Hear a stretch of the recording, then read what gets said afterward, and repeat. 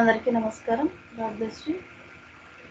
ఈరోజు మనము 8వ తరగతి సంస్కృత పాఠ్యపుస్తకంలో నుంచి 2వ పాఠమైన సర్వే భవంతు సుఖినః అనే పాఠంలోని చివరి ఘట్టంలో ఉన్నాము.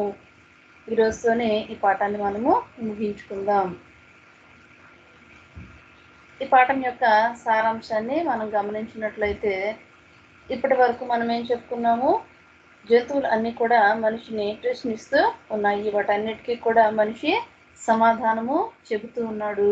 అయితే వీటన్నిటికీ సమాధానం కాకుండా భగవంతుడే మృగరాజు అయినటువంటి సింహాన్ని అడిగినప్పుడు సింహం కూడా ఏం చెప్పింది? అవును భగవంతుడా, చెప్పడానికి ఏముంది, మాలో ఉన్నటువంటి ఒక్క గుణం కూడా ఈ మనిషికి లేదు, స్వయంగా ఆ గుణాన్ని అతనే ఒప్పుకున్నాడు కదా అని చెప్పి సింహం కూడా చెప్పడము జరిగింది. ఆ మాట మాత్రమే కాకుండా ఇంకా కొన్ని మాటలను తెలియచేస్తూ ఉన్నది. ఏమిటిది అది చూద్దాము. అతః ఏషః మానవః ఉన్నత స్థానే ఉపవేష్టం అనర్హః. అతః అందువలన ఏషః మానవః ఈ యొక్క మనిషి ఉన్నత స్థానే ఉన్నతమైనటువంటి స్థానంలోని ఉపవేష్టం అంటే కూర్చోవటానికి అనర్హః అర్హత లేనటువంటి వాడు అని చెప్పి సింహం ఏం చేస్తూ ఉన్నది? భగవంతునికి తెలియచేస్తూ ఉన్నది. అందుకని ఈ మానవుడు ఉన్నత స్థానంలో కూర్చోవడానికి అర్హుడు కానే కాడు అని తెలియచేస్తూ ఉన్నది. వెంటనే అప్పుడు మనిషి మాట్లాడుతూ ఉన్నాడు. ఏమని? మానవః మనిషి మాట్లాడుతూ ఉన్నాడు. ఏమని మాట్లాడుతున్నాడో చూద్దాం. ఓ మృగరాజ, ఓ మృగరాజు అయినటువంటి సింహమా, భవత ఉక్తం సత్యం ఏవా. భవత నీ చేత ఉక్తం చెప్పబడినటువంటి ఆ మాటలు సత్యం ఏవా నిజమైనవే. ఓ మృగరాజా, నువ్వు చెప్పింది నిజమే. నేను ఉన్నతమైనటువంటి ఆసనం మీద కూర్చోటానికి అర్హత లేనటువంటి వాడిని.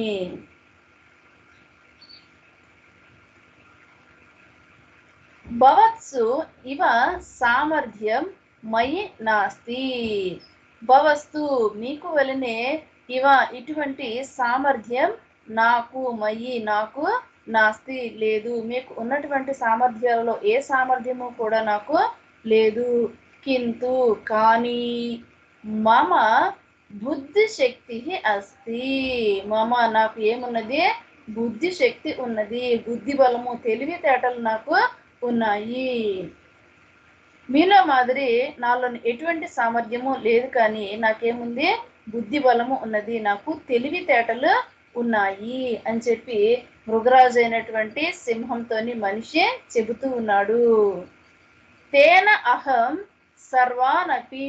తేన అహం అందువల్ల నేను ఏం చేస్తూ ఉన్నాను? సర్వాన్ అపి అందరినీ స్వవశే నా యొక్క అధీనంలోనికి స్థాపయామి తెచ్చుకుంటూ ఉన్నాను. సర్వం సాధయ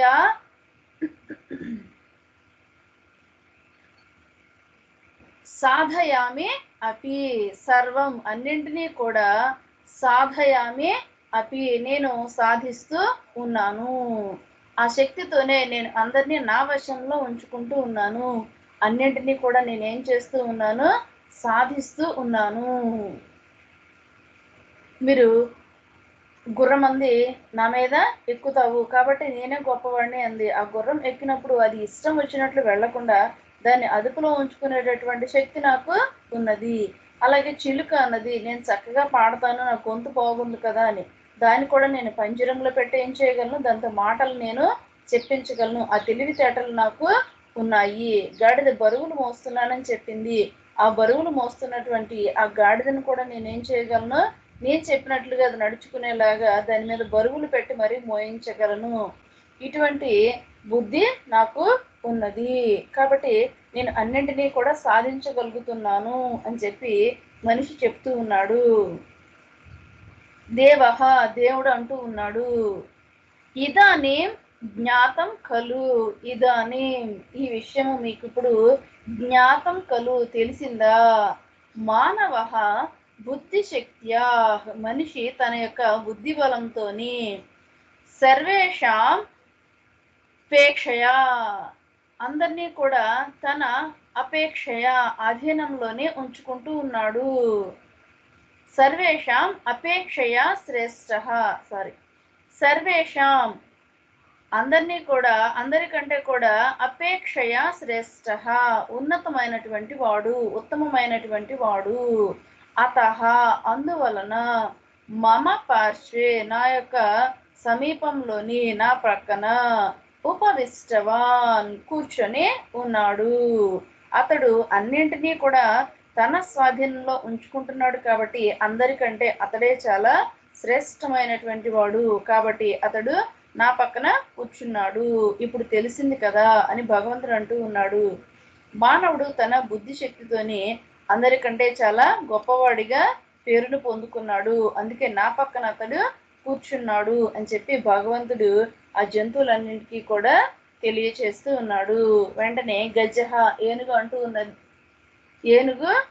ఉన్నది ఏమని అంటూ ఉన్నది? సత్యం నిజం, వయం అంగీకుర్మః మేమందరం కూడా ఏం చేస్తూ ఉన్నాము? దాన్ని అంగీకరిస్తూ ఉన్నాము.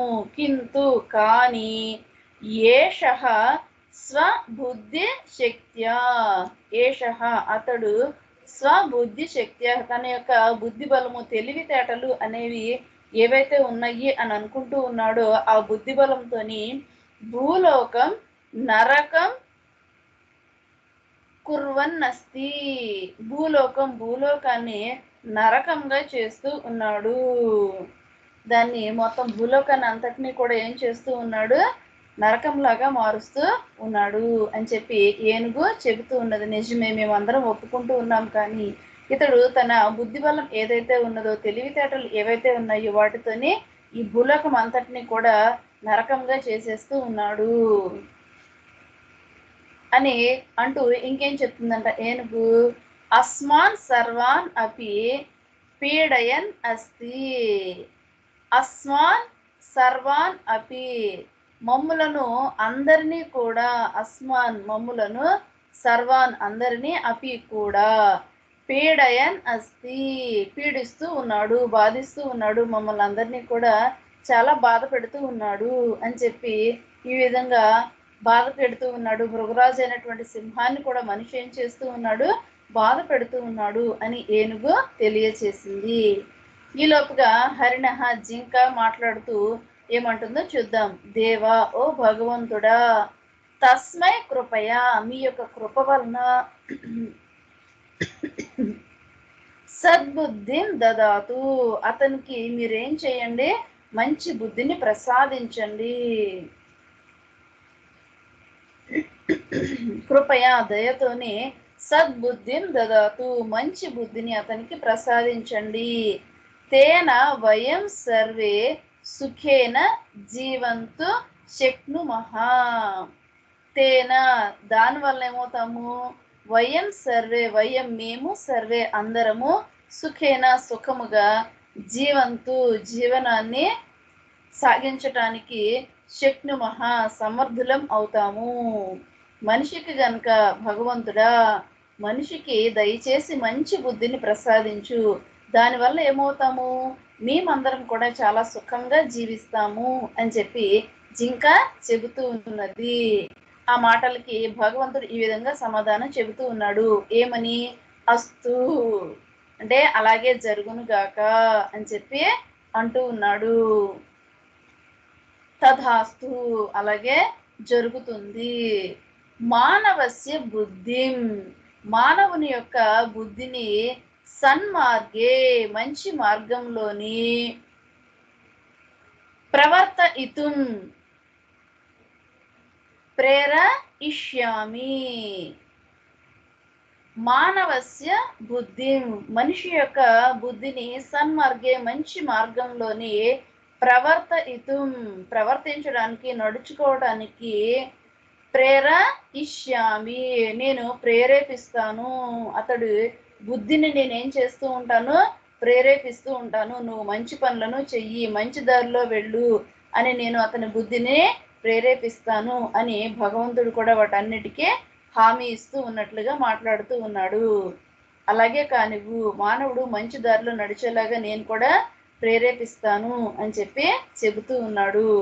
వెంటనే మానవః మనిషి అంటూ ఉన్నాడు, సర్వే భవంతు సుఖినః, సర్వే సంతు నిరామయాః, సర్వే భవంతు సుఖినః, సర్వే అందరూ కూడా సుఖినః సుఖంగా భవంతు ఉండాలి, అందరూ కూడా సుఖంగా జీవించేవారు కావాలి, అందరూ సుఖంగా ఉండాలి. అలాగే సర్వే అందరూ నిరామయ రోగాలు లేనటువంటి వారుగా సంతు ఉందురుగాక, సర్వే భద్రాణి పశ్యంతు అందరూ కూడా భద్రంగా శుభములను పొందుకుంటూ ఉందురుగాక, మా కశ్చిత్ దుఃఖ భాగ్య భవేత్, మా కశ్చిత్ ఎవరు కూడా, కశ్చిత్ ఏ ఒక్కరూ కూడా, దుఃఖ భాగ్య భవేత్ ఆ దుఃఖాన్ని పొందుకోకుండా ఉండాలి అని చెప్పి భగవంతుడు కూడా ఏం చేస్తూ మనిషి కూడా ఏం చేస్తూ ఉన్నాడు, భగవంతుని ప్రార్థిస్తూ ఉన్నట్లుగా అందరూ కూడా సుఖంగా ఉండాలి, అందరూ ఆరోగ్యంగా ఉండాలి, అందరూ మంచి లాభాలను పొందుకోవాలి, శుభాలను చూడాలి, ఏ ఒక్కరూ కూడా దుఃఖపడకూడదు అని చెప్తూ ఓం శాంతి శాంతి శాంతి అని చెప్పి మనిషి ఏం చేస్తూ ఉన్నాడు, శాంతి వచనాలను పలుకుతూ ఉన్నాడు. అందరూ సుఖంగా ఉండాలి, అందరూ ఆరోగ్యవంతులుగా ఉండాలి, అందరూ శుభాలనే చూడాలి, ఏ ఒక్కరూ కూడా దుఃఖపడకూడదు అని శాంతి వచనాలను పలుకుతూ ఉన్నాడు.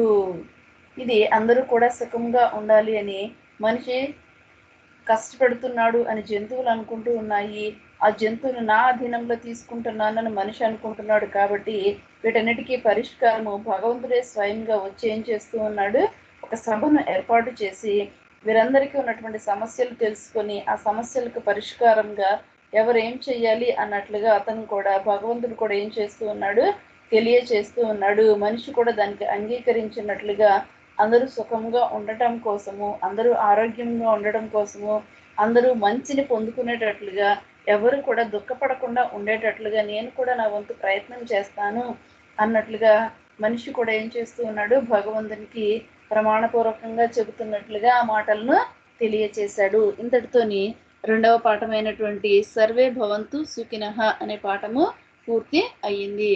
తర్వాత మరి ఒక పాఠంతో మరి ఒక తరగతిలో మనము కలుసుకుందాం. అంతవరకు సెలవు, నమస్కారం.